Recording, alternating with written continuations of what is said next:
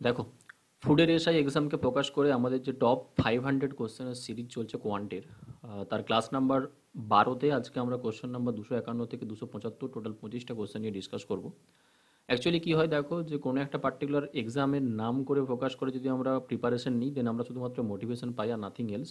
Actually যতগুলো exam আমাদের কাছে সিঙ্গেল ডে এক্সাম আছে, সেটা ডব্লিউপি হোক, এসএসসির যে কোনো এক্সাম হোক, সেটা সিজিএল, সিটিসিএল, এমটিএস অথবা পিএসসির যে কোনো এক্সাম, প্রত্যেকটা এক্সামের ক্ষেত্রেই কিন্তু এই যে কোশ্চেনের সিরিজ আমাদের চলছে সবগুলোর ক্ষেত্রেই কিন্তু ইম্পর্টেন্ট। ঠিক, আরও একটা ইনফরমেশন বলি, সেটা হচ্ছে যে পিডিএফ যারা যারা ডাউনলোড করতে চাইছো, যারা আমাদের হোয়াটসঅ্যাপ গ্রুপে আছো, তা তো ঠিক আছে। যে প্রথম যে হোয়াটসঅ্যাপ গ্রুপটা আমাদের কাছে ছিল সেটাতে অলরেডি 1025 জন কমপ্লিট হয়েছে, তাই এই হোয়াটসঅ্যাপ গ্রুপটা এখন আপাতত ফুল। আজকের ভিডিওর লিঙ্কে মানে কমেন্টে আমরা সেকেন্ড যে হোয়াটসঅ্যাপ গ্রুপ খুলেছি, যেটা 2.0 নামে, তো যদি কেউ না অ্যাড হতে পারো প্রথম গ্রুপটাতে, তোমরা এই সেকেন্ড লিঙ্কটাতে ট্রাই করে দেখো, হোয়াটসঅ্যাপে অ্যাড হতে পারবে। চলো, সো আজকের ক্লাসে ফার্স্ট কোশ্চেন দেখো, যেটা আমাদের কাছে থাকছে কোশ্চেন নাম্বার 251। দুই বন্ধু পি থেকে কিউ পর্যন্ত ভ্রমণ করে, একে অপরের দিকে যাত্রা করার সময় তারা আর বিন্দুতে সাক্ষাৎ হয়, মিটিং পয়েন্ট। সাক্ষাতের পরে প্রথম বন্ধু আর বিন্দু থেকে 25 মিনিটে কিউ বিন্দুতে পৌঁছায় এবং দ্বিতীয় বন্ধু 36 মিনিটে পিতে এসে পৌঁছায়। প্রথম বন্ধুর গতিবেগ যদি 24 কিলোমিটার/ঘন্টা হয়ে থাকে, তাহলে দ্বিতীয় বন্ধুর গতিবেগ কত আমাদেরকে ফাইন্ড আউট করতে হবে। খুব ভালো question, time and speed and ডিস্টেন্সের। কমেন্ট করো কোনটা অ্যান্সার আসবে।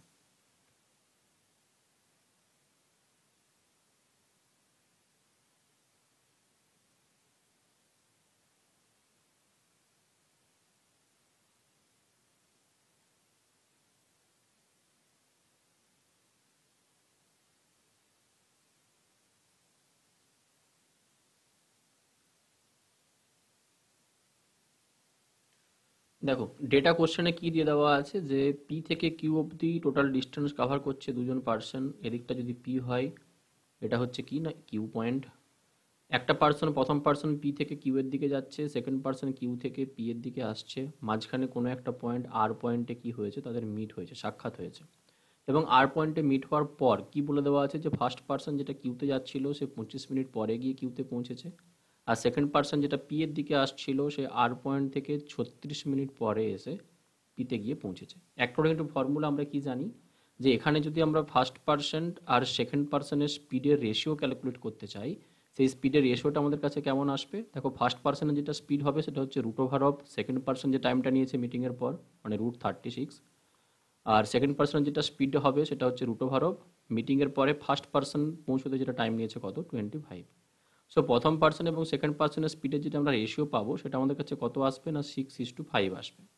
এবার প্রথম পার্সনের যদি গতিবেগ 24 কিলোমিটার/ঘন্টা হয়ে থাকে, মানে 6 রেশিও আমরা প্রথম পার্সনের স্পিড পেয়েছি, তাই যদি অ্যাকচুয়াল ভ্যালু আমাদের কাছে 24 হয়, তাহলে এটা কত গুণ, দেখো 4 গুণ। তাহলে সেকেন্ড পার্সনের যেটা আমাদের কাছে স্পিড আসবে, সেটাকে 4 দিয়ে গুণ করলে আমরা কত পাবো না 4×5 20 কিলোমিটার/আওয়ার। সো অ্যান্সার হবে অপশন বি। ঠিক, সো আজকের যে ভিডিওটা দেখো, এটা কিন্তু লাইভ হচ্ছে না, প্রিমিয়ার চলছে, রেকর্ডেড ফরম্যাটে আছে। সো প্রত্যেকে লাইভের মতোই ট্রিট করো এবং প্রতিটা কোশ্চেন সলভ করে তার অ্যান্সার কমেন্ট করো। সেকেন্ড কোশ্চেন দেখো, 252। একজন চোর একজন পুলিশকে 500 মিটার দূরত্বে দেখে এবং 10 কিলোমিটার/ঘন্টা বেগে দৌড়াতে শুরু করে। পুলিশটাও তাকে 15 কিলোমিটার/ঘন্টা বেগে তাড়া করে। চোর ধরা পড়ার আগে কত দূর দূরত্ব অতিক্রম করেছে, মানে চোরটা যেইখানে গিয়ে ধরা পড়েছে সেখান থেকে, মানে যেখান থেকে সে ছুটতে স্টার্ট করেছিল সেখান থেকে যেখানে গিয়ে ধরা পড়েছে, সেই ডিস্টেন্সটা কতটা আমাদেরকে বের করতে বলেছে।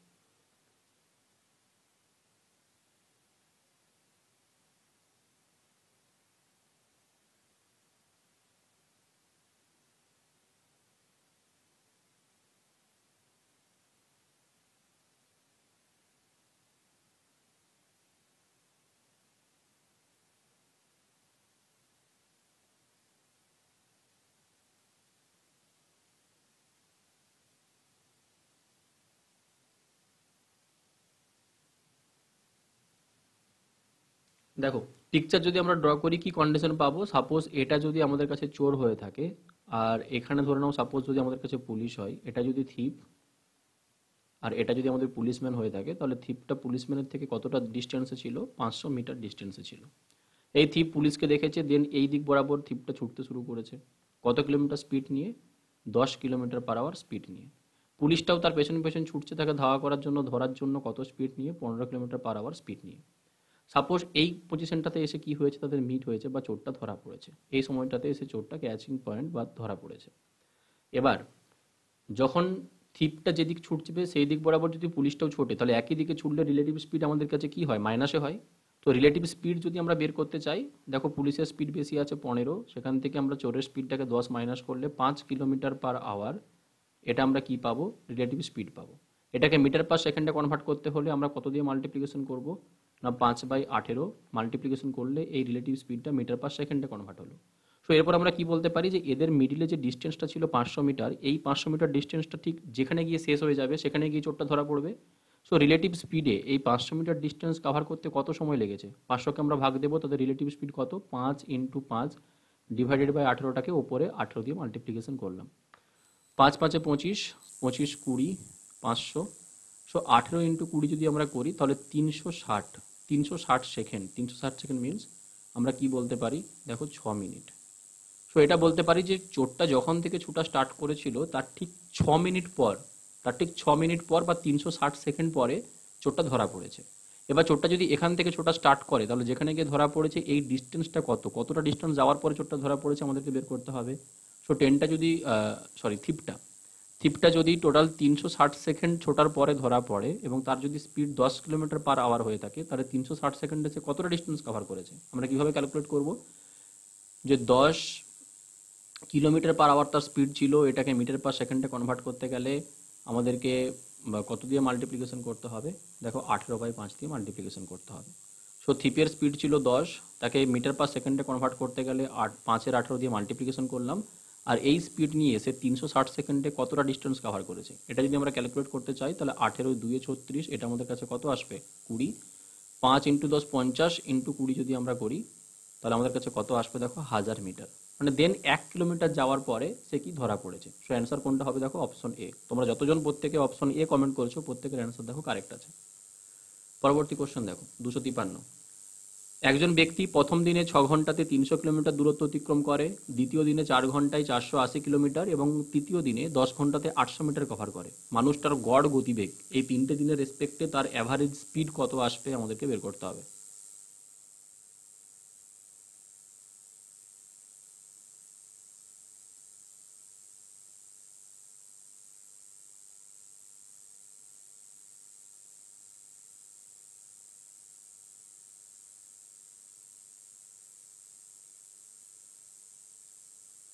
অ্যাভারেজ স্পিডের ফর্মুলা আমরা কি জানি, যে অ্যাভারেজ বা গড় গতিবেগ, অ্যাভারেজ স্পিড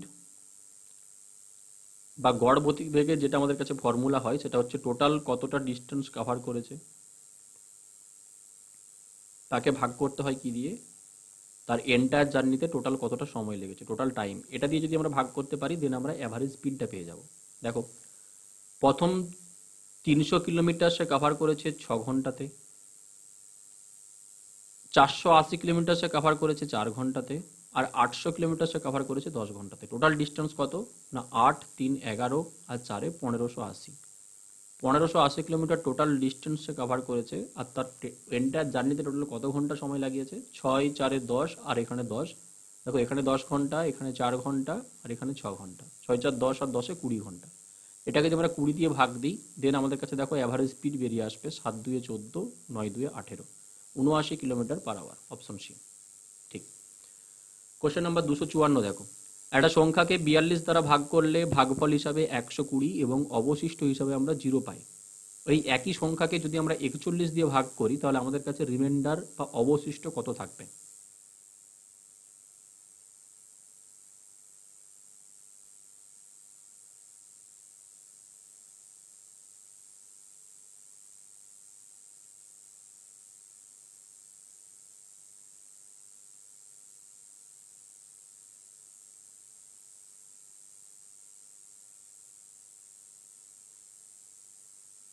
সংখ্যাটা যদি আমরা ক্যালকুলেট করি সংখ্যাটা কত, দেখো কোনো একটা সংখ্যাকে যখন আমরা 42 দিয়ে ভাগ করছিলাম তখন ভাগফল হিসাবে আমরা পেয়েছি 120 আর ভাগশেষ হিসাবে আমরা কত পেয়েছি 0।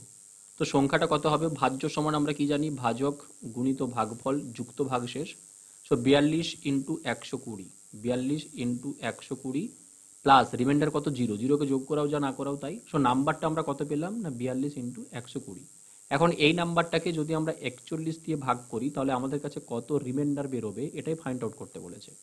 যেহেতু ওপরে মাল্টিপ্লিকেশন আছে, দেখো আমরা সেপারেটলি ডিভাইড করতে পারি, যে একবার আমরা 42কে যখন 41 দিয়ে ভাগ করব, 41 দিয়ে ভাগ করব, তখন আমাদের কাছে কত রিমাইন্ডার আসবে, মাল্টিপ্লিকেশন। 120কে যখন আমরা একবার 41 দিয়ে ভাগ করব, তখন আমাদের কাছে কত রিমাইন্ডার থাকবে, সে দুটোর মধ্যে মাল্টিপ্লিকেশন ক্যালকুলেট করে নেব।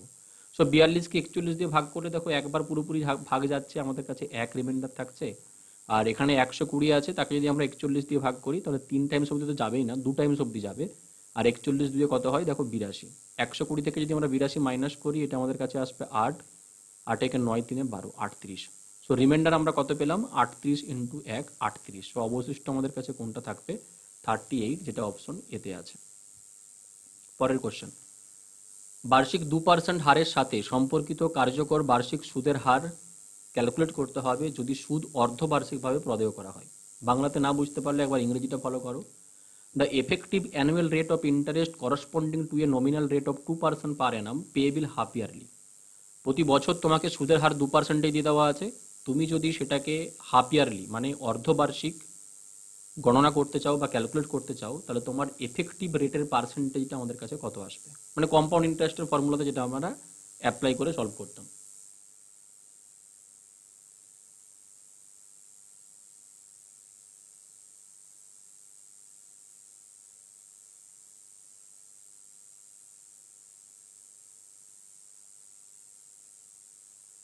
প্রতি বছর 12 মাসে যদি 2% রেট হয়ে থাকে, যখন আমরা হাফ ইয়ারলি ক্যালকুলেট করবো 6 মাসের রেসপেক্টে, সুদের পার্সেন্টেজটা দেখো কি হয়ে যাবে, অর্ধেক হয়ে যাবে, মানে এটা আমাদের কাছে 1% চলে আসবে। আর যদি আমরা 1 বছরের ক্যালকুলেট করতে চাই, হাফ ইয়ারলি মানে দুবার আমাকে ক্যালকুলেট করতে হবে। তুমি চাইলে ফর্মুলা অ্যাপ্লাই করতে পারো যে X plus Y plus X into Y divided by 100, এটাই তোমার কাছে এফেক্টিভ রেট বেরিয়ে আসবে, যেখানে 1 plus 1 plus 1 into 1 divided by 100, মানে 1 আর 1 যোগ করলে কত হবে 2, প্লাস 1কে যদি আমরা 100 দিয়ে ভাগ করি 0.01 আসবে। সো 2.01%, এটা আমরা কি পাবো, অপশন সিতে যেটা আছে এটাই আমাদের কাছে এফেক্টিভ রেট আসবে। ঠিক। কোশ্চেন নাম্বার 256, 6 সেমি বাহু বিশিষ্ট একটা সমবাহু ত্রিভুজের একটা নিয়মিত ষড়ভুজ গঠন করার জন্য এর কোণগুলো কাটা হয়েছে। এই নিয়মিত ষড়ভুজের ক্ষেত্রফল কত হবে। একবার ইংরেজিটা দেখে নাও। An equilateral triangle of side 6 centimetre has its corner cut off to form a regular hexagon. তার কোণগুলোকে ঠিকভাবে কাটা হয়েছে যাতে একটা সমবাহু ত্রিভুজকে আমরা একটা রেগুলার হেক্সাগন বা ষড়ভুজ পরিণত করতে পারি। তাহলে সেই ষড়ভুজটার আমাদের কাছে এরিয়া কত বেরোবে। দারুণ কোশ্চেন, কমেন্ট করো।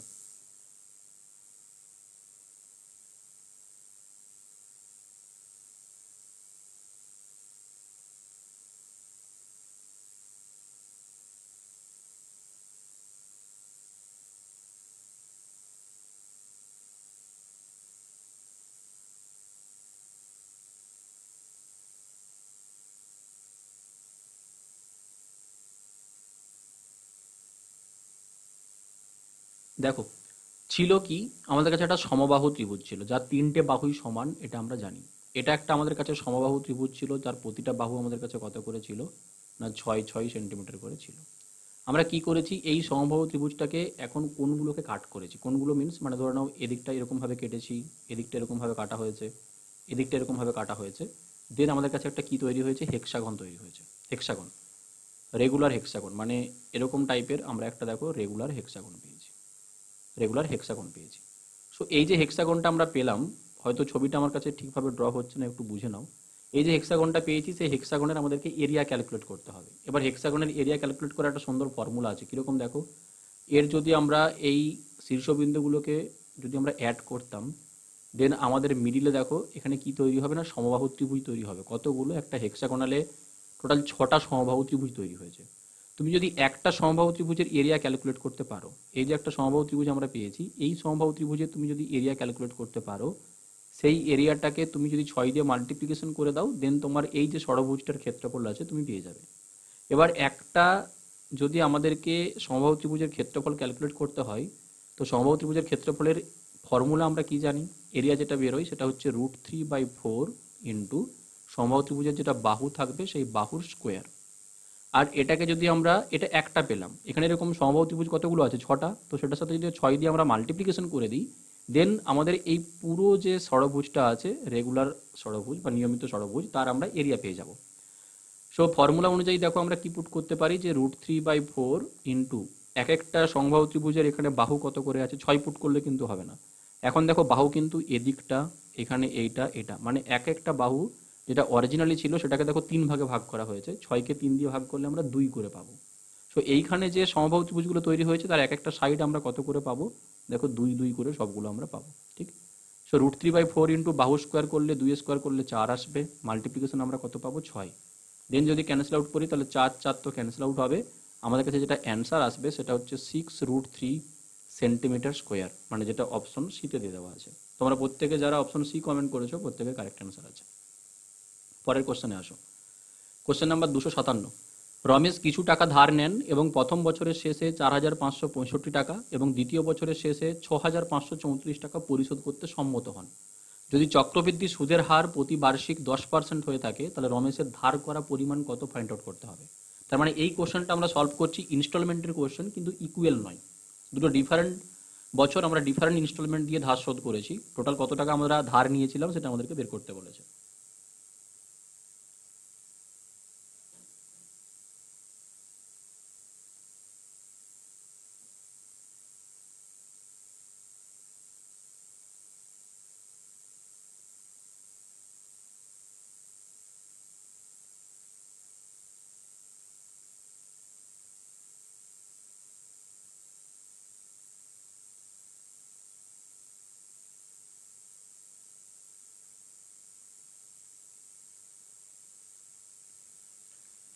দেখো আমরা কি বলতে পারি যে সুদের হার যদি 10% হয়, 10%-এর ফ্র্যাকশন ভ্যালু কত হয়, 1/10।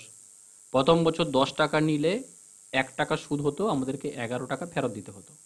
দ্বিতীয় বছর যদি আমরা বের করতে চাই তাহলে 10-এর স্কোয়ার যদি আমাদের কাছে 100 টাকা নিয়ে আসতাম তাহলে 11-র স্কোয়ার 121 টাকা আমাদেরকে ফেরত দিতে হতো, ঠিক। এবার কি বলেছে দেখো, প্রথম বছর আমরা ফেরত দিয়েছি কত টাকা, 4,565 টাকা।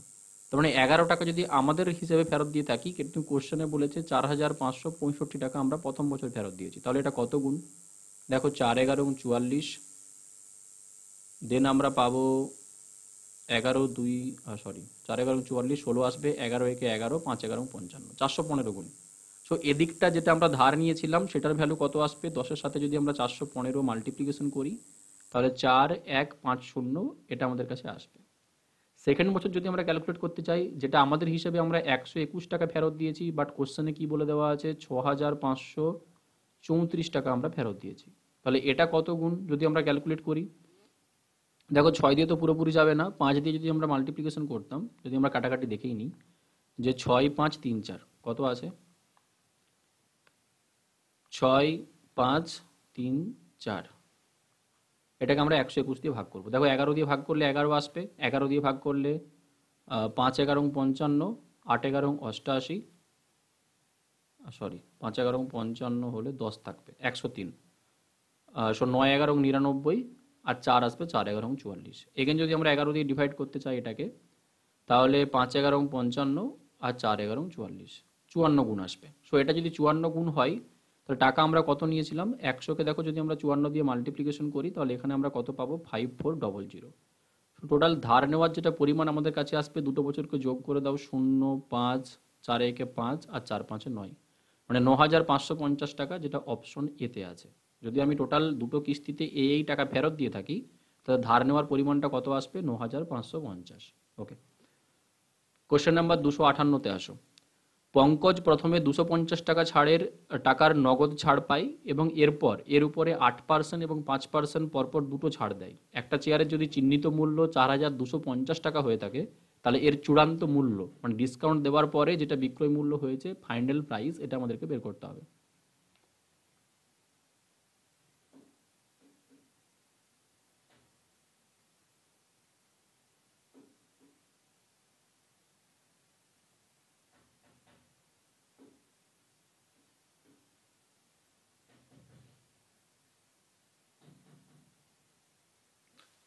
সো কী ছিল দেখো, ইনিশিয়ালি যেটা আমাদের কাছে মার্কেট প্রাইস করা ছিল সেই মার্কেট প্রাইসটা কত ছিল, 4,250 টাকা। পঙ্কজ কি হয়েছে না, প্রথমেই 250 টাকার একটা নগদ ছাড় পেয়েছে, তাহলে প্রথম ছাড় পাওয়ার পরে তার যেটা ভ্যালু আসবে সেটা কত, 4,000। আর এই 4,000 টাকার ওপরে সে দুটো সাকসেসিভ ডিসকাউন্ট পেয়েছে, একটা 8%, একটা 5%। তাহলে আমাদের কাছে ফাইনাল প্রাইস বা সেলিং প্রাইস যেটা বেরোবে সেটা আমরা ডিরেক্টলি কত ক্যালকুলেট করতে পারি, যে 4,000 টাকা যেটা ছিল তার উপর প্রথমে 8% যদি আমরা ছাড় দিতাম তাহলে এটা কত আসতো দেখো, 92% বেঁচে থাকতো, মানে 92% তুললে নিচে 100 আসবে। এটার উপরে যদি আমরা আরেকবার 5% ছাড় দিতে চাই তাহলে 95% আমাকে দিতে হবে, 5% ছাড় দিলে আর পার্সেন্টেজ তুললে নিচে দেখো 100 আসবে। সো দুটো জিরো ক্যান্সেল আউট হবে, এখানে দেখো একটা জিরোতে ক্যান্সেল আউট হবে, 5 দিয়ে ক্যান্সেল আউট করলে 5 19 95, 5 2 10, আর 2 দিয়ে ক্যান্সেল আউট করলে এটা 2 2 4। সো ভ্যালু আমরা কত পাবো না 92 ইন্টু 2 ইন্টু 19। সো 92 ইন্টু 19 দুয়ে কত আমরা 38 বলতে পারি। যখন তুমি মাল্টিপ্লিকেশন করবে ইউনিট ডিজিট দেখো 8 দুয়ে কত হবে 16, মানে ইউনিট ডিজিট 6 হবে, যেটা অপশন একটাই আছে, যেটা এতে আছে। সো আমরা অ্যান্সার কি লাগিয়ে দেবো যে 3496, এটাই আমাদের কাছে ফাইনাল প্রাইস বেরিয়ে আসবে। ঠিক।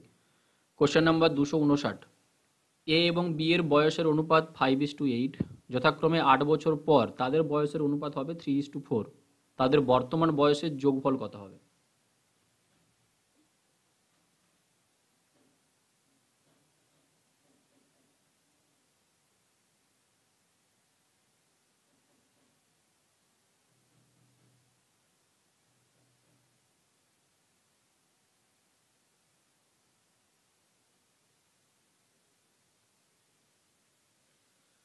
দেখো ক্রস প্রোডাক্ট লাগিয়ে দাও, ইনিশিয়ালি এ আর বি এই দুজনের বয়সের অনুপাত কত দিয়ে দেওয়া আছে 5:8।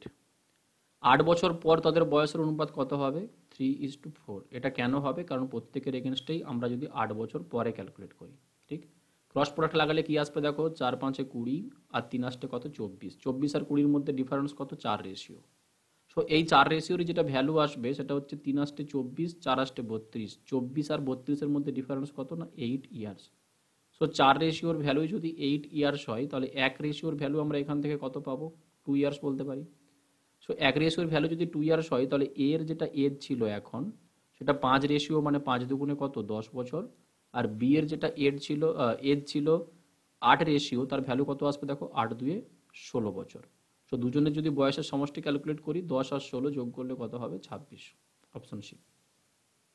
কোশ্চেন নাম্বার 260, 3 দৌড়বিদ আমান, রমেশ এবং নরেশ একটা দৌড়ে আমান রমেশের থেকে 48 মিটার এবং নরেশের চেয়ে 68 মিটার এগিয়ে শেষ করে।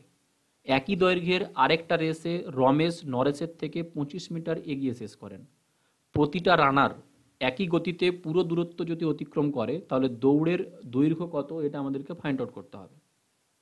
ঠিক। সো দুটো সেম ডিস্টেন্স আমাদেরকে যে কভার করা হয়েছে দুটো রেসে, যেখানে ইনফরমেশন দিয়ে দেওয়া আছে কি যে আমান একবার রমেশের থেকে 48 মিটার আগে কভার করেছে এবং নরেশের থেকে 68 মিটার। সেম দৈর্ঘ্যের আরেকটা রেসেই রমেশ নরেশের থেকে 25 মিটার এগিয়ে শেষ করেছে। তাহলে আমাদেরকে বের করতে হবে রেসের অ্যাকচুয়ালি দৈর্ঘ্যটা কত, 240, 242, 248 না 244।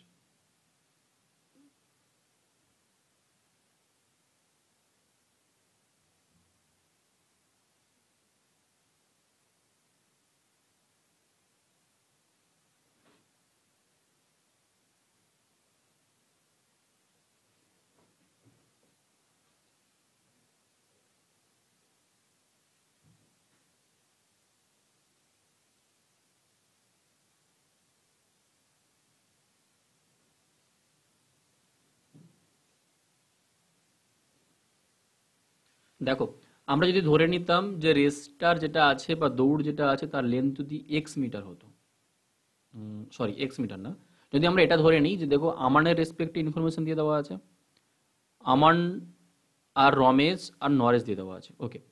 সো এক্স মিটার যদি লেন্থ আমাদের কাছে ডিস্টেন্স হয়ে থাকতো তাহলে আমরা কি বলতে পারি যে প্রথম যে ইনফরমেশন দিয়ে দেওয়া আছে তাতে আমান রমেশের থেকে 48 মিটার এবং নরেশের চেয়ে 68 মিটার এগিয়ে শেষ করেছে। সো আমান যদি পুরোপুরি প্রথম রেসটাতে আমান যদি পুরোপুরি এক্স মিটার কভার করতো তাহলে রমেশ যে আছে সে তার থেকে 48 মিটার পিছিয়ে আছে, মানে রমেশ কভার করেছে x-48, আর নরেশ যেটা কভার করেছে সেটা আমানের থেকে কতটা কম 68, মানে x-68। এটা পেলাম। সেকেন্ডে দেখো যদি আমরা ক্যালকুলেট করতে চাই যে রমেশ নরেশের চেয়ে 25 মিটার এগিয়ে শেষ করেছে তাহলে সেকেন্ডে আমরা কি বলতে পারি যে যদি এখানেও এক্স মিটার লেন্থেরই রেস হতো তাহলে রমেশ এই সেকেন্ড রেসটাতে যেখানে এক্স মিটার পুরোপুরি কভার করেছে সেখানে নরেশ কতটা কাভার করেছে না, নরেশ তার থেকে আরও 25 মিটার কম এক্স মাইনাস 25 কাভার করেছে। এবার যদি আমরা ইকুয়েশন বানাতে চাই তাহলে রমেশ আর নরেশের প্রথম দিক থেকে আমরা কি বলতে পারি যে এক্স মাইনাস 48 এটা হচ্ছে রমেশ, ডিভাইডেড বাই নরেশ আমরা কত পেয়েছি এক্স মাইনাস 68। এটারই ভ্যালু ডান দিকে দেখো, এই রেসের ক্ষেত্রে রমেশ আমরা কত পেয়েছি এক্স, আর নরেশ আমরা কত পাবো না এক্স মাইনাস 25। দেন তুমি ক্রস মাল্টিপ্লিকেশন করো, তুমি ক্রস মাল্টিপ্লিকেশন করলে এখান থেকে দেখো এক্সের ভ্যালু তো আমরা পেয়েই যাবো। সো এটা মাল্টিপ্লিকেশন করলে আমাদের কাছে কত আসবে দেখো, এক্স স্কোয়ার মাইনাস আর মাইনাস, তাহলে মাইনাস 48 আর 25, 8 5 13, 3 ক্যারি 1, 4 2 6 1 7, 73 এক্স মাইনাসে মাইনাসে প্লাস 48 ইন্টু 25 যদি আমরা করি তাহলে এটা আমরা কত পাবো দেখো 1200। তারই ভ্যালু যেটা হবে সেটা হচ্ছে এক্স স্কোয়ার মাইনাস 68 এক্সের সাথে সমান হবে। বোথ সাইড আমরা এক্স স্কোয়ার ক্যান্সেল আউট করতে পারি। 68টাকে যদি আমরা বাম দিকে নিয়ে চলে আসি তাহলে মাইনাস 73 আছে প্লাস 68 হবে, তাহলে এটা মাইনাস 5x আমাদের কাছে হয়ে যাবে। তারই ভ্যালু এই 1200টাকে ডান দিকে পাঠালে মাইনাস 1200 হবে। আর এক্সের ভ্যালু এখান থেকে আমরা কত পাবো দেখো, 1200কে ভাগ করতে হবে কত দিয়ে, 5 দিয়ে। সো 5 2 10, 5 4 20 আর 0। এক্সের ভ্যালু আমরা কত পেলাম 240 মিটার, আর এটাই আমরা দুটো ইকুয়াল রেস আমরা ধরেছিলাম, তাহলে অ্যান্সার কত হবে অপশন এ। ঠিক। Question number 261, the average of the first 16 natural number, প্রথম 16টা প্রাকৃতিক সংখ্যার অ্যাভারেজ গড় আমাদের কাছে কত হবে।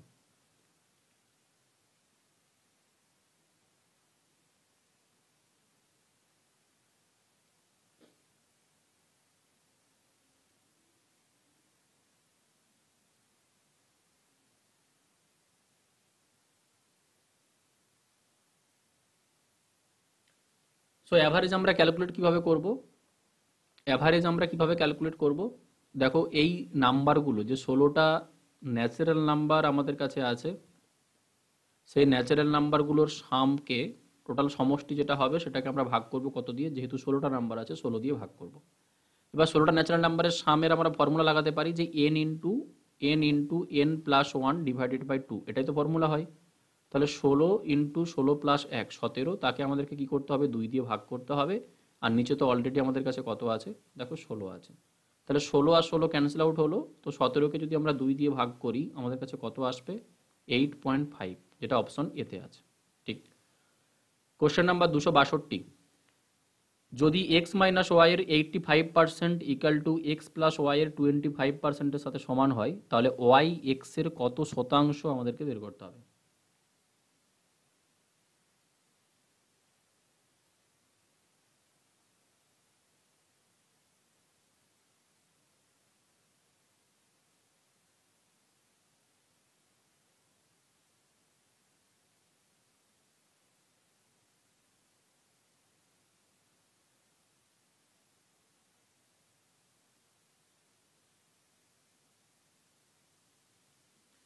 দেখো যদি আমরা সিম্পলিফিকেশন করতে চাই যে এক্স মাইনাস ওয়াই তার যেটা 85%, দুদিক থেকে উড়িয়ে দিলে ইন্টু 85, তারই ভ্যালু আমাদের কাছে কত আসবে x plus Y into 25।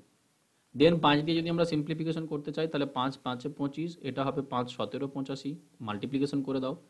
17x minus 17y, তার ভ্যালু আমরা কত পাবো ওইদিকে 5x প্লাস 5y। এক্সটাকে একদিকে নিয়ে চলে আসো, 17x ছিল, 5টা x মাইনাস হলে এটা আমরা কত পাবো 12x। ওইদিকে 5টা y ছিল, 17টা y যোগ হয়ে গেলে এটা আমরা কত পাবো 17 5 22y। সো এক্স আর ওয়াই এর মধ্যে যেটা রেশিও আমরা পাবো সেটা আমাদের কাছে কত আসছে 22, তার নিচে দেখো কত পাবো 12, 2 দিয়ে ডিভাইড করলে 11 আর 6। মানে আমরা বলতে পারি যে এক্স এর ভ্যালু যেখানে 11 সেখানে ওয়াই এর ভ্যালু কত 6। সো ওয়াই এক্স এর কত পার্সেন্টেজ যদি আমরা বের করতে চাই, আমরা কি ফর্মুলা অ্যাপ্লাই করব যে ওপরে ওয়াই রাখতে হবে, সেটা এক্স এর রেসপেক্টে মানে নিচে এক্স থাকবে, কত পার্সেন্টেজ ইন্টু 100 অ্যাপ্লাই করব। ওয়াই এর ভ্যালু আমরা কত পেয়েছি 6, এক্স এর ভ্যালু কত জানি 11, ইন্টু তুমি যদি 100 করে নাও, দেখো একটা 100কে যখন আমরা 11 দিয়ে ভাগ করি তখন 9 পূর্ণ 1-এর 11 পাই। একটা 100কে যখন আমরা 11 দিয়ে ভাগ করি তখন আমরা কত পাই 9 পূর্ণ 1-এর 11 পাই। আর তার সাথে কি আছে দেখো 6 গুণ আছে, যখন তুমি 6 দিয়ে গুণ করে দেবে দেখো এটা মাল্টিপ্লিকেশন করলে 6 9 54, আর উপরে কত আসবে 6/11%, মানে 54 পূর্ণ 6/11, যেটা অপশন বি। যতজন কমেন্ট করেছো প্রত্যেকের কারেক্ট আছে। পরের কোশ্চেন, একজন ব্যক্তি ক্রয় মূল্যে একটা প্যাকেট বিক্রি করেন কিন্তু 10% কম ত্রুটিপূর্ণ ওজন সেখানে ব্যবহার করেন, তাহলে তার লাভের শতকরা পার্সেন্টেজ বা শতাংশ কত হবে? ক্রয় মূল্যে এই জিনিসটাকে বিক্রি করছে কিন্তু বিক্রি করার সময় ওজনে 10% কম দিচ্ছে।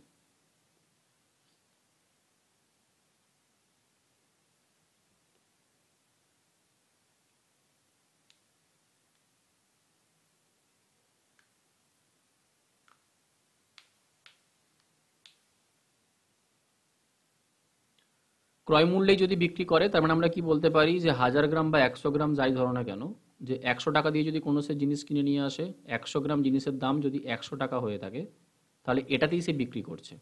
এটাই তার কস্ট প্রাইস কিনে নিয়ে এসেছিল আর এটাতেই সে বিক্রি করেছে, মানে সেলিং প্রাইস বিক্রি করে সে 100 টাকার জিনিস 100 টাকা পেয়েছে। ওজনে যদি 10% কম দিয়ে থাকে, তাহলে 100-র এগেনস্টে 10% কম মানে 90 টাকা সে কি দিয়েছে তাকে, মানে তার খরচা হয়েছে কত? 90। সো কোনো জিনিস তার 90 টাকা খরচা হয়েছে, বিক্রি করে 100 টাকা পেয়েছে, তার প্রফিট কত আছে? 10 টাকা। কস্ট প্রাইস কত রেসপেক্টে? 90 রেসপেক্টে, পার্সেন্টের জন্য ইন্টু 100 লাগিয়ে দাও।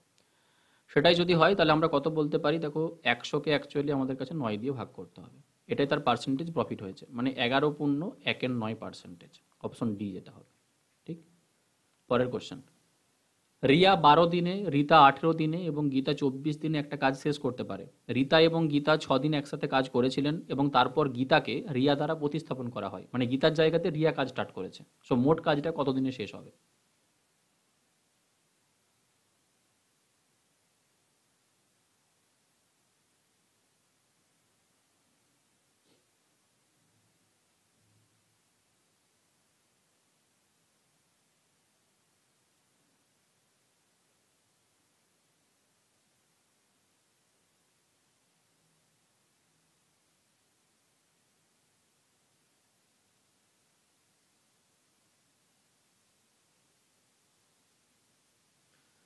দেখো, রিয়া কাজ করছে কতদিনে? রিয়া একটা কাজকে পুরোপুরি কমপ্লিট করছে 12 দিনে। রীতা যদি কাজ করে একা একা, সে কমপ্লিট করছে 18 দিন। আর গীতা যদি একা একা কাজটা করতো, সে কমপ্লিট করতো কত দিনে? 24 দিনে। টোটাল ওয়ার্ক যদি আমরা দেখি তাহলে তিনটের কমন মাল্টিপিল 12, 18 এবং 24-এর লসাগু আমাদেরকে কত নিতে হবে? 72। রিয়ার এফিসিয়েন্সি আমরা পাবো 6, রীতার এফিসিয়েন্সি আমরা পাবো 4, আর গীতার এফিসিয়েন্সি আমরা কত পাবো? 3। টোটাল 72 ইউনিট কাজই তাদেরকে করতে হবে, কিন্তু ইনিশিয়াল স্টার্ট করেছিল রীতা আর গীতা। সো রীতা আর গীতা যদি ইনিশিয়াল স্টার্ট করে থাকে এবং তারা যদি একসাথে প্রথম 6 দিন কাজ করে, তাদের যা এফিসিয়েন্সি, রীতার 4 আর গীতার কত? 3, 4 3 7। সো 7 এফিসিয়েন্সি নিয়ে 6 দিনে টোটাল কত ইউনিট কাজ কমপ্লিট করেছে? 6 7 42 ইউনিট কাজ। আর বাকি আছে কত ইউনিট? 72 থেকে তুমি যদি 42 মাইনাস করে দাও তো আমার কাছে বাকি থাকবে আর 30 ইউনিট কাজ। আর এখন গীতার জায়গাতে কে এসেছে? রিয়া এসেছে, মানে এখন কাজ করবে তোমার কাছে রিয়া, তার সাথে কে না রীতা। রিয়া আর রীতাকে যদি আমরা একসাথে কাজ করাই, রিয়ার এফিসিয়েন্সি 6, রীতার এফিসিয়েন্সি 4, টোটাল 10 ইউনিট কাজ তারা একদিনে কমপ্লিট করবে। তাহলে রিমেনিং যে 30 ইউনিট কাজ বাকি ছিল, এটা কমপ্লিট করতে কত সময় লাগবে? দেখো, 3 ডেজ। সো এখানে কাজ করেছিল 6 দিন আর এখানে কাজ করেছে 3 দিন, তাতে আমার পুরো কাজ কমপ্লিট হয়েছে, মানে 9 দিন পর। অপশন এ হবে আমাদের কারেক্ট অ্যান্সার। Question number 265। 180, ওকে, 180 মিটার দীর্ঘ ট্রেন 60 কিলোমিটার/ঘন্টা বেগে 21 সেকেন্ডে একটা সেতুকে কভার করেছে, তাহলে সেতুটার দৈর্ঘ্য কত হবে?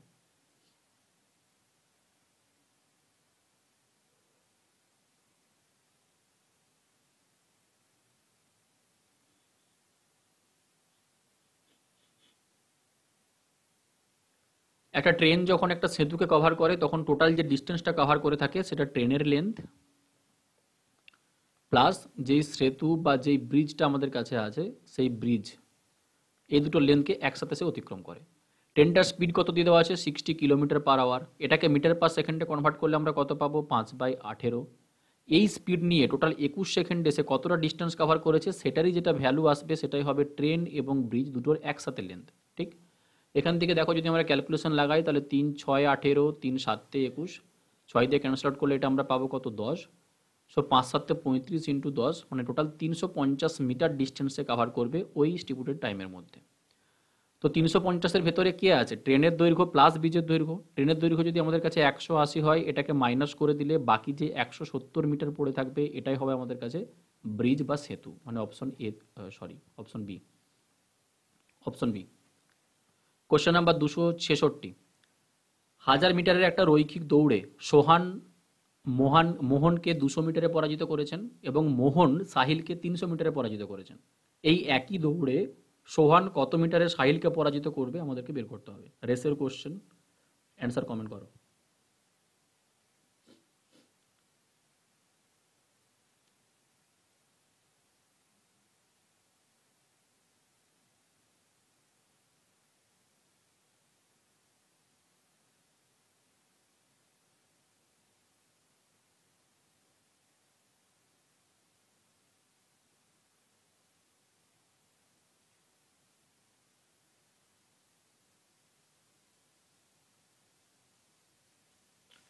দেখো, 1000 মিটার যদি রেস হয়ে থাকে তাহলে আমরা প্রথমে সোহান এবং মোহনের যদি স্পিডের রেশিওটা ক্যালকুলেট করি, তাহলে সোহান এবং সোহান কি করেছে, 200 মিটারে পরাজিত করেছে। মানে সোহান যেখানে 1000 মিটার ছুটেছে সেখানে সে মোহনকে 200 মিটারে পরাজিত করেছে, মানে মোহন তার থেকে 200 মিটার কম 800 মিটার ছুটেছে। এখানে যদি আমরা স্পিডের রেশিও দেখি, এটা আমাদের কাছে কত আসবে, দেখো 5:4। সোহান এবং মোহনের যেটা আমরা স্পিডের রেশিও পাবো সেটা আমাদের কাছে কত হবে, 5:4। আরেকবার তুমি দেখো যে এই 1000 মিটার রেসেই মোহন যে আছে, মোহন সে সাহিলকে 300 মিটারে পরাজিত করেছে। সো মোহনের সাথে যদি আমরা সাহিলের স্পিডের রেশিও ক্যালকুলেট করতাম, মোহন যখন পুরোপুরি 1000 ছুটবে তখন সাহিলকে 300 মিটারে পরাজিত করেছে, মানে সে 700 ছুটবে। এদের মধ্যে স্পিডের রেশিওটা কত আসবে, দেখো 10:7। এবার তুমি কম্বাইন্ড রেশিও বানিয়ে নিতে পারো, যে একবার আমরা সোহন সোহনের সাথে মোহনের যদি আমরা স্পিডের রেশিও ক্যালকুলেট করি সেটা আমরা কত পেয়েছি, 5:4। আরেকবার আমরা মোহনের সাথে সাহিল এর যেটা স্পিডের রেশিও পেয়েছি সেটা আমরা কত পেলাম না, 10:7। দেন কম্বাইন করে যদি আমরা বের করতে চাই যে সোহন তার সাথে মোহন আর এর সাথে সাহিল এদের যেটা স্পিডের রেশিও আমরা পাবো সেটা কত, ক্রস মাল্টিপ্লিকেশন যদি আমরা করি এন টাইপের, 5x10 করলে 5×10 50, 4x10 করলে 40, আর 4×7 কত আসবে দেখো 28। এটা এবার 1000 মিটার রেসে যদি আমাকে বের করতে হয় তাহলে সোহনকে যদি আমরা 1000 মিটার ছুটাতে চাই তাহলে কত দিয়ে মাল্টিপ্লিকেশন করতে হবে, দেখো 20 দিয়ে। তো সবগুলোকে যদি আমরা 20 দিয়ে মাল্টিপ্লিকেশন করি তাহলে এটা আসবে 1000, এটাকেও 20 দিয়ে মাল্টিপ্লিকেশন করলে এ কত হবে দেখো 800, আর এটাকেও 20 দিয়ে মাল্টিপ্লিকেশন করলে এটা আমাদের কাছে কত আসবে, 28 2 56, মানে 560। তাহলে সোহন যখন 1000 ছুটবে তখন মোহন ছুটবে 800 আর সাহিল ছুটবে কত, 560। তাহলে সোহন এই সাহিলকে কত মিটারে পরাজিত করেছে, 1000 থেকে যদি আমরা 560 বাদ দিয়ে দিই সো অ্যান্সার কত হবে, 440 মিটারে পরাজিত করেছে। অপশন এ ঠিক। পরের কোশ্চেনে আসো। একজন মানুষ তার স্বাভাবিক গতির 4/5 গতিতে হাঁটলে 12 মিনিট দেরিতে পৌঁছায়, ওই একই দূরত্ব অতিক্রম করতে তার স্বাভাবিক সময় আমাদের কাছে কত আসবে।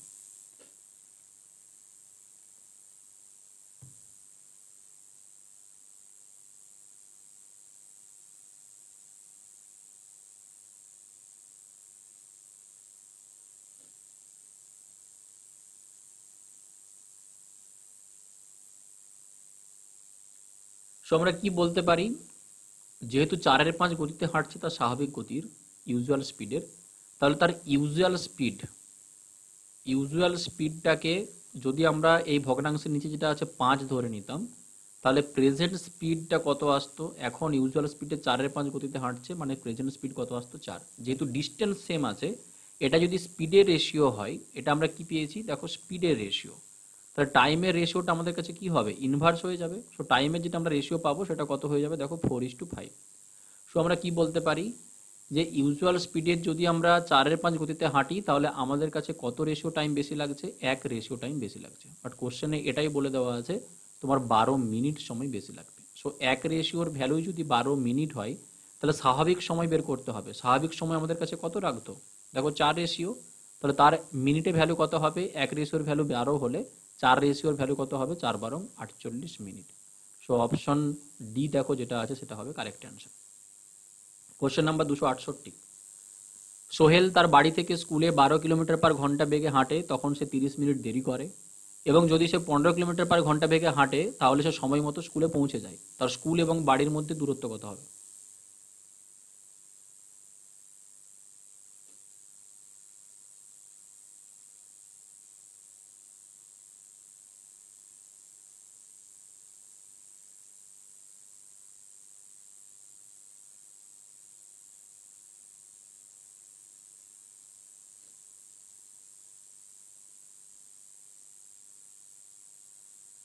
আমরা কি করতে পারি দেখো, ফর্মুলা অ্যাপ্লাই করতে পারি যে ডিরেক্টলি যেটা ডিস্টেন্সের ফর্মুলা আমাদের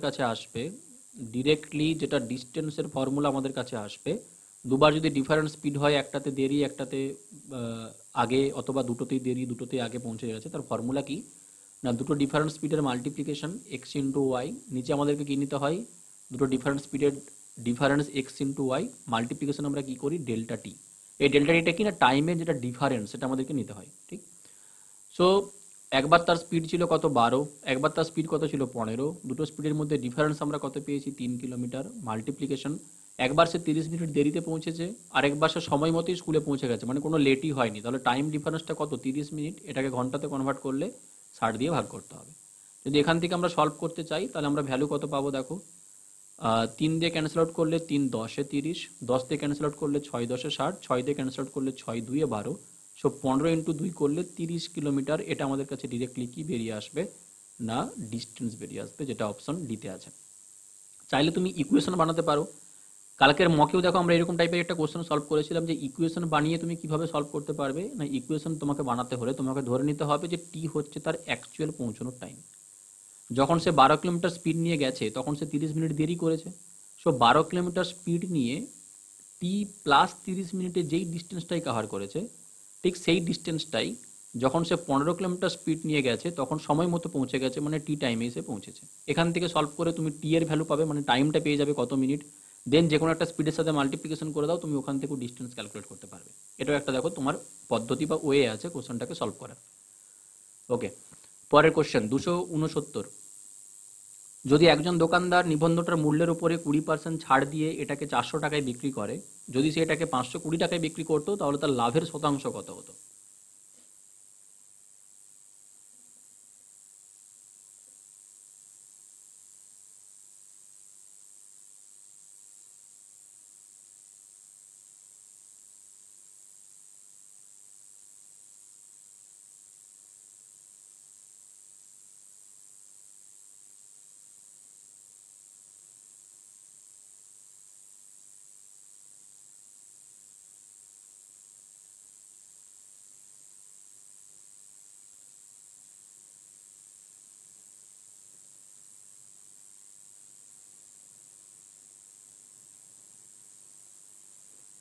দেখো, 20% ছাড় দিয়ে যদি আমরা 400 টাকায় বিক্রি করে থাকি, জিনিসটার কস্ট প্রাইস কত হবে? যদি সেলিং প্রাইস আমাদের কাছে 400 টাকা হয়ে থাকে, যেটা 20% ছাড় দিয়ে, তাহলে কস্ট প্রাইস আমাদের কাছে কত আসবে না, যদি কস্ট প্রাইসটা নিজের 100% হতো, 20% ছাড়ে বিক্রি করেছি মানে আমরা 80তে বিক্রি করেছিলাম। সো আমরা ওয়েকিং নিয়ম লাগালে কি পাবো দেখো, 80তে বিক্রি করে যদি আমরা 400 পেয়ে থাকি,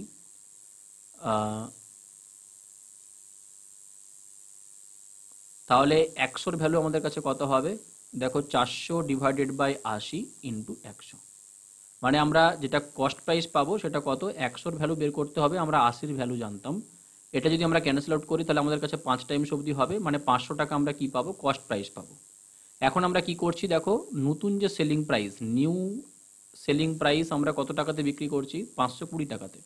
সো কোনো জিনিসকে 500 টাকাতে কিনে 520 টাকায় বিক্রি করলে আমাদের কাছে প্রফিট কত আসছে, 20 টাকা।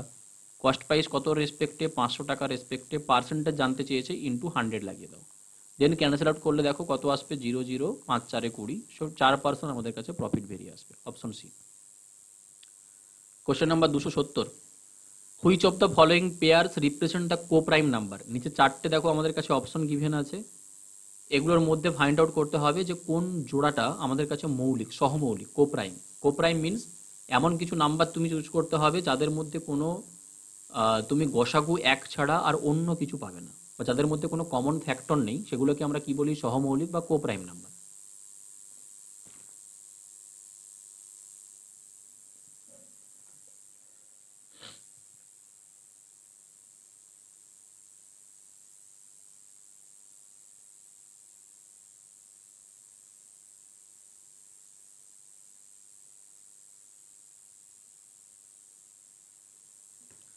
চলো একবার চেক করি যে প্রথম বছরটা যদি আমাদের কাছে হতো, দেখো 15 আর 141, এদের মধ্যে কোনো কমন ফ্যাক্টর থাকা যাবে না। 15কে তো আমরা 3 দিয়ে ভাগ করতে পারবো, 141কে একবার দেখে নাও, 3 দিয়ে ভাগ যেতে হলে তার ডিজিট সাম 3-এর মাল্টিপল হতে হবে। সো 4 একে 5 একে 6, এটাকে আমরা 3 দিয়ে ভাগ করতে পারি, তার মানে এটা কোপ্রাইম পেয়ার নয়, ঠিক। নেক্সট দেখো, যদি আমরা এই 15 আর 235 দেখি, ইউনিট ডিজিট 5 আছে মানে সবগুলোই তো 5 দিয়ে ভাগ চলে যাবে, তার মানে কমন ফ্যাক্টর আমরা অন্য কিছু পেয়ে যাচ্ছি এক ছাড়া, তাহলে এটাও আমাদের কাছে কো প্রাইম পেয়ার হবে না। 51 আর 141 এটা তো 3 দিয়ে ভাগ যায়, 3 17 51, আর এটা আবার ভাগ যাবে 3 দিয়ে, তাহলে এটাও কো প্রাইম হবে না। সো একটাই অপশন আমাদের কাছে পড়ে থাকছে, যেটা দেখো বিতে, 15 আর 94। এদের মধ্যে কোনো কমন ফ্যাক্টর নেই। কেন নেই? কারণ দেখো, 15কে তুমি যদি ভাঙো, তুমি এটাকে শুধুমাত্র 3 আর 5 দিয়ে ভাগ করতে পারবে, অথবা 1 আর 15 দিয়ে পারবে। 94কে তুমি যদি ব্রেক করতে চাও, তাহলে 2 দিয়ে ব্রেক করলে তোমার কাছে কত হবে? 47 2 94, 2 আর 47, অথবা 1 আর 94। সো এদের মধ্যে কমন ফ্যাক্টর দেখো শুধুমাত্র আমরা কি পেয়েছি? একই পেয়েছি, আর তো অন্য কোনো কমন ফ্যাক্টর নেই, তাই এরাই কি হবে আমাদের কাছে অ্যান্সার হবে, যে কো প্রাইম ফ্যাক্টর। পরবর্তী কোশ্চেনে আসো। কুণাল একটা নিবন্ধ কিনে 15% লোকসানে বিক্রি করেছেন।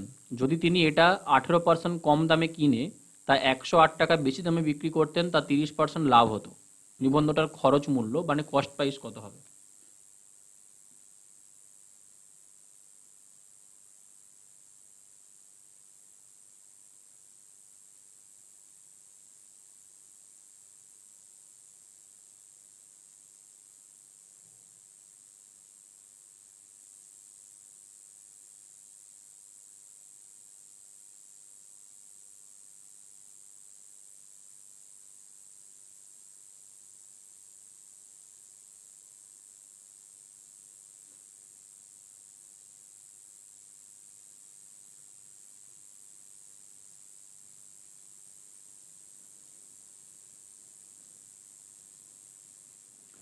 দেখো, 15% লোকসানে বিক্রি করেছে মানে কস্ট প্রাইস যদি জিনিসটা সাপোজ 100 টাকা থাকতো, কুণাল সেটাকে বিক্রি করতে কত টাকাতে? 15% লোকসানে মানে 85 টাকাতে। এখন কি বলেছে? যদি সে এটাকে 18% কম দামে কিনতো, মানে আগে কিনেছিল 100 টাকাতে, এখন 18% কম দাম মানে 82 টাকাতে যদি জিনিসটাকে কিনতো, এবং আগের থেকে 108 টাকা বেশি দামে বিক্রি করতো, তাহলে তার 30% লাভ হতো। মানে আগে যেটা বিক্রি করেছিল তার থেকে যদি সে 108 টাকা বেশি দামে বিক্রি করে থাকে, তাহলে তার 30% লাভ হবে। সো 82 টাকার ওপর যদি আমরা 30% প্রফিট ক্যালকুলেট করতে চাই, তাহলে 30% মানে 130 82 টাকার ক্যালকুলেট করব। তো এটা যেটা ভ্যালু আমাদের কাছে আসবে, দেখো পার্সেন্টেজ তুলতে হলে নিচে 100 হবে, 0 0 ক্যান্সেল আউট। 82 ইন্টু 13 যদি আমরা করি, তাহলে 13 2 26 6 ক্যারি 2। ওকে, 82 ইন্টু 13 যদি আমরা করি, দেখো 3 2 6, 3 8 24, আর 2 26 6, এগেন 2, 8 1 8 2 10। এটা আমরা 1066 পাবো, তার এক ঘর আগে দেখো পয়েন্ট আসবে, মানে 106.6 এটা আমরা পাবো। সো এসপি এখন কত পাচ্ছি? দেখো 106.6। সো আমরা যেটা বিক্রি করেছিলাম 85 টাকাতে আগে, এখন আমাদেরকে বিক্রি করতে হচ্ছে কত না? 106.6। কত টাকা বেশিতে আমরা বিক্রি করছি যদি আমরা ডিফারেন্স দেখি, তাহলে আমরা এটা কি বলতে পারি? 21.6 টাকা বেশিতে বিক্রি করছি। বাট কোশ্চেনে কি বলে দেওয়া আছে? আমাদেরকে 108 টাকা বেশিতে বিক্রি করতে হবে। সো আমাদের 1 টাকা 21.6 টাকা মানে কোশ্চেনে 108 টাকার সাথে সমান।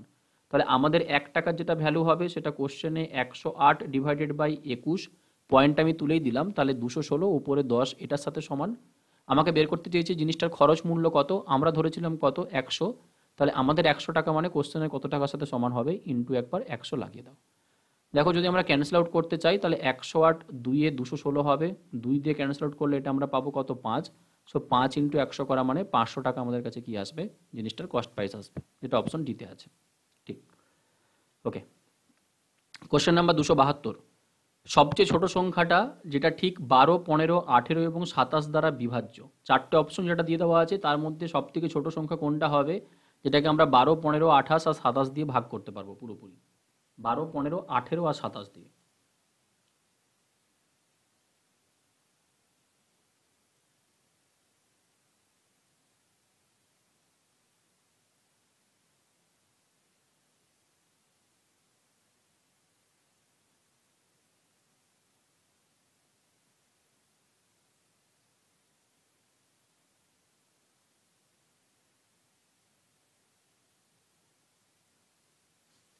এগুলোর প্রথমে লসাগু ক্যালকুলেট করে নাও। দেখো, 12কে যদি আমরা প্রাইম ফ্যাক্টরেশন করতাম 3 ইন্টু 4, 4কে 2 স্কোয়ার ইন্টু 3 বলতে পারি, মানে এটা আমরা কত পেয়েছি? 12 প্রাইম ফ্যাক্টরেশন।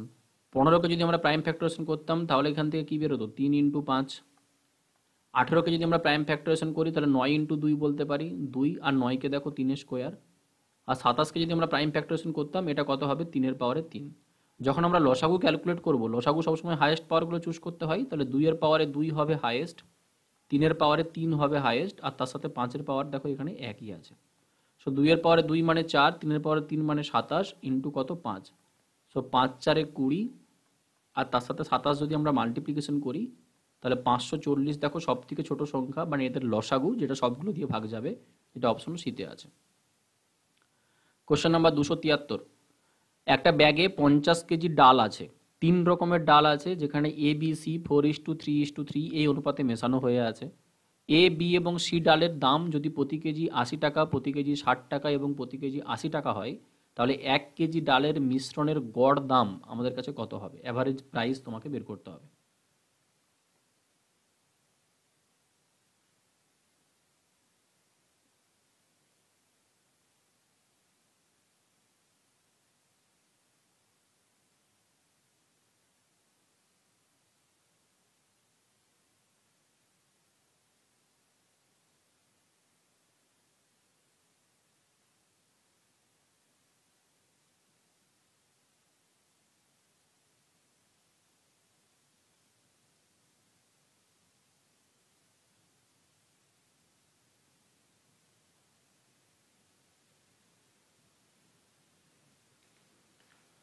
তোমাকে কত কেজি কোনটা ডাল আছে এটা ক্যালকুলেট করার কোনো প্রয়োজন নেই, তুমি চাইলে রেশিও ধরেও সলভ করতে পারো। যে ধরে নাও 4 কেজি এ, 3 কেজি বি আর 3 কেজি সি আছে। সো এ যদি প্রতি কেজি 80 টাকা হয়, টোটাল 4 কেজির ভ্যালু কত হবে? 4 ইন্টু 80, 4 8 32, 320 টাকা। বি যদি 3 কেজি থেকে থাকে, তার দাম যদি 60 টাকা করে হয়, তাহলে 3 ছক 18, 180 টাকা এখান থেকে পাবো টোটাল দাম। সিও যদি 3 কেজি থাকে, তার দাম যদি 80 টাকা করে হয়, তাহলে 3 8 24, 240 টাকা আমরা এখান থেকে পাবো। টোটাল কত কেজি ডাল আমরা নিয়েছি? 4 3 7 আর 3 কত 10। সো 10 কেজি ডালের যেটা আমাদের কাছে টোটাল প্রাইস কত হবে, এদিকটা যোগ করে নাও 0, 8 2 10 4 14, 4 ক্যারি 1, 2 একে 3, একে 4 3 কত 7। তাহলে 1 কেজির ভ্যালু আমাদের কাছে কত আসবে এটাই জানতে চেয়েছে। তো 740কে যদি আমরা 10 দিয়ে ভাগ করি, দেন অ্যান্সার কত আসবে দেখো 74 অ্যাভারেজ প্রাইস। কোশ্চেন নাম্বার 274, 615টা কয়েন 1 টাকা, 50 পয়সা এবং 25 পয়সার কয়েন নিয়ে গঠিত। তাদের মান যথাক্রমে 3:5:7। তাদের মানস মিনস, এবার ইংরেজিটা দেখে নাও, their values are in the ratio. So তাদের মূল্যের অনুপাত দিয়ে দেওয়া আছে যথাক্রমে কত?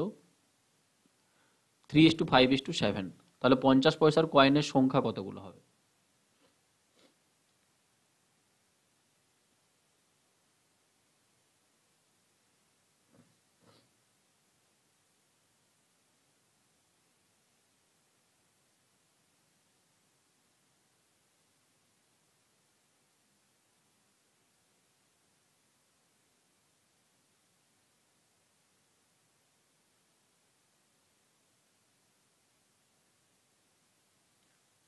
ওকে, মূল্যের অনুপাত দিয়ে দেওয়া আছে, টোটাল কয়েন আছে কতগুলো? 615টা। যেই অনুপাতটা দিয়ে দেওয়া আছে, যদি আমরা এই সিম্পল অনুপাতটা ধরেই ক্যালকুলেট করতে চাই কোশ্চেনটাকে, যে 1 টাকার কয়েনের যদি মূল্য 3 টাকা হতে হয়, তাহলে কতগুলো কয়েন লাগবে? না, 3টে কয়েন লাগবে। 5 টাকা যদি আমাকে টোটাল মূল্য হতে হয়, যদি 50 পয়সার কয়েন নিয়ে 5 টাকা হয়ে থাকে, তাহলে দুটো 50 পয়সা নিলে 1 টাকা হয়, তাহলে 5 টাকা আছে মানে সেখানে 10টা কয়েন আছে। আর 25 পয়সার কয়েন যদি আমরা দেখি, টোটাল যদি 7 টাকা হতে হয়, 1 টাকা হতে হলে টোটাল 4টে 25 পয়সা থাকে, 7 টাকা হয়েছে মানে 4 7 28টা 25 পয়সার কয়েন থাকবে। সবগুলো যোগ করলে আমরা কতগুলো কয়েন পাচ্ছি দেখো, 28 আর 3 31 আর 10 41। কিন্তু কোশ্চেনে কতগুলো কয়েন দিয়ে দেওয়া আছে? 615টা। সো আমাদের 41টা কয়েন যদি কোশ্চেনে 615 সমান করতে হয়, কত দিয়ে মাল্টিপ্লিকেশন করতে হবে?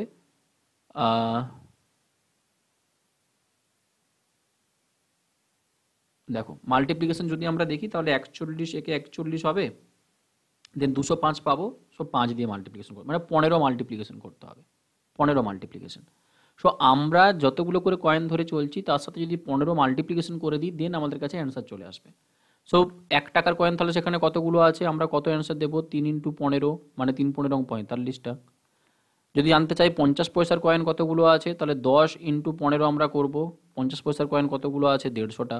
যদি জানতে চাই তো 25 পয়সার কয়েন কতগুলো আছে, তাহলে আমরা 28টা ধরেছিলাম, তার সাথে 15 মাল্টিপ্লিকেশন করে দাও, তাহলে 5 8 90 শূন্য ক্যারি 9, 15 2 30 আর 9 কত 39, 390টা কি আছে 25 পয়সার কয়েন। সো 50 পয়সার কয়েন কতগুলো হচ্ছে, দেখো 150টা, মানে অপশন এতে যেটা আছে। Okay, last question of the day, 275 number question কি বলেছে দেখো, চক্রবৃদ্ধি বার্ষিক সুদের হার কত হবে যখন একটা মূল 2 বছরে 500 টাকা এবং 3 বছরে 700 টাকায় পরিণত হয়েছে। What is the yearly rate of compound interest compounding annually at which a principal becomes ₹500 in 2 years and ₹700 in 3 years? একদমই সিম্পল কোশ্চেন।